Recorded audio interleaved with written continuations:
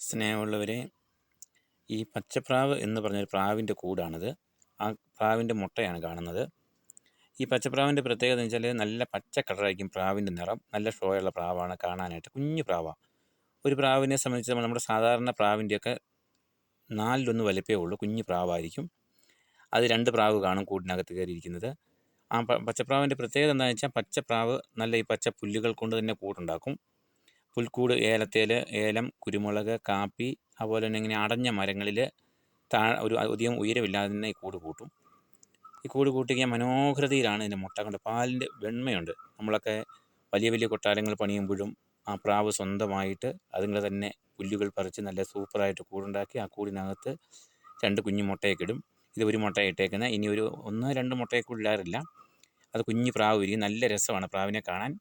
ഞാനിത് കുഞ്ഞ് വിരിയുവാണെങ്കിൽ ആ കുഞ്ഞിനെ കണ്ടിട്ട് വീഡിയോ ഇടാം. പക്ഷേ ഇത് നമുക്ക് നല്ല മനോഹരതയുള്ള മുട്ടയെ കണ്ടോ, എന്നാ രസമാണെന്ന് നോക്കി. ഈ പുല്ലുകൾ കൊണ്ട് തന്നെ കൂടുണ്ടാക്കി അത് നല്ല മനോഹരതയില്ല ആ കൂട് അല്ലേ, എത്ര ഭംഗിയാണെന്ന് നോക്കി. ഇതുപോലെയാണ് പച്ചപ്രാവിൻ്റെ കൂട് കണ്ടോ. ഇതാണ് പച്ചപ്രാവിൻ്റെ കൂട്. ഇത് ആ പച്ചപ്രാവിനെ സംബന്ധിച്ച് കാണാനൊക്കെ നല്ല ഭംഗിയുണ്ട്. അതിൻ്റെ പച്ചപ്രാവിൻ്റെ പ്രത്യേകത എന്താണെന്ന് വെച്ചാൽ അത് നല്ല രസമാണ് കാണാൻ. അതൊന്നിനെ ഉപദ്രവിക്കത്തില്ല.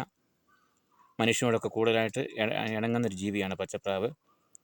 അത് കുഞ്ഞതൊക്കെയാണ്. നമ്മുടെ വീടിൻ്റെ പരിസരത്തൊക്കെയുള്ള ചോറൊക്കെ വന്ന് തിന്നുകയൊക്കെ ചെയ്യും. പിന്നെ കൂടുതലായിട്ടും പഴങ്ങളൊക്കെ കഴിക്കും. നല്ല പ്രാവാണ്. നല്ല പ്രാവിൻ്റെ കൂടാണ്. നല്ല രസമല്ലേ. ലൈക്ക് ചെയ്യണം, സബ്സ്ക്രൈബ് ചെയ്യണം, സപ്പോർട്ട് ചെയ്യണം. ഇതുപോലെ പുതിയ പുതിയ വീഡിയോ ആയിട്ട് വരുന്നതാണ്. ഇതുകൊണ്ടോ എത്ര ഭംഗിയാണെന്ന് നോക്കി പച്ചപ്രാവിൻ്റെ മുട്ട. നല്ല രസമല്ലേ.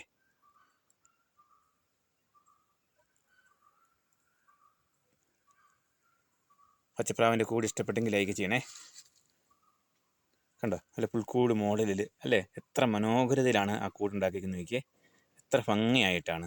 നമ്മൾ ഈ കൂടോ മുട്ടയോ ഒന്നും തൊടാനൊന്നും പാടില്ല. അതിങ്ങനെ നമുക്ക് ആ കൂടിൻ്റെ അടുത്ത് കൂടയിലോ മുട്ടയിലൊന്നും തൊടരുത്. അങ്ങനെ ഇരിക്കുകയാണെങ്കിൽ തന്നെ ഇത് അടുത്ത മുട്ടയിട്ട് കുഞ്ഞ് വിരിക്കും.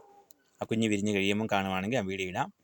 ലൈക്ക് ചെയ്യണം, സപ്പോർട്ട് ചെയ്യണം, സബ്സ്ക്രൈബ് ചെയ്യണം. ഇതുപോലെ പുതിയ പുതിയ പുത്തൻ വീഡിയോ ആയിട്ട് ഞാൻ വരുന്നതാണ്.